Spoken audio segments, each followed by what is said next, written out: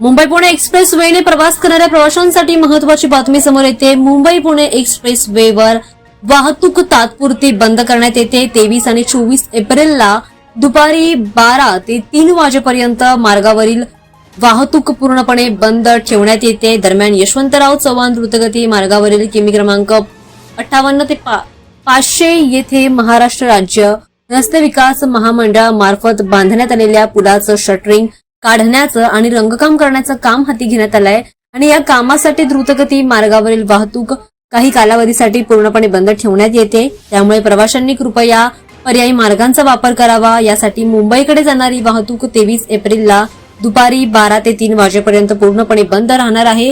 या काळामध्ये सर्व वाहनं किवळे देहू रोड तळेगाव मार्ग राष्ट्रीय महामार्ग 48 वरून कुसगाव टोल प्लाझा इथे वळवण्यात येत आहेत। त्यासोबतच पुण्याकडे येणारी वाहतूक 24 तारखेला 12 ते 3 वाजेपर्यंत दुपारी बंद ठेवण्यात येते। सर्व वाहनं कुसगाव टोल प्लाझा मार्गे राष्ट्रीय महामार्ग 48 वरून देहू रोड किवळे मार्गे पुण्याकडे वळवण्यात येते। या कालावधीमध्ये वाहन चालकांनी प्रवासाचं योग्य नियोजन करावं आणि दिलेल्या कालावधीमध्ये पर्यायी मार्गांचा वापर करावा असं आवाहन महाराष्ट्र राज्य रस्ते विकास महामंडळाच्या वतीने करण्यात आलं आहे।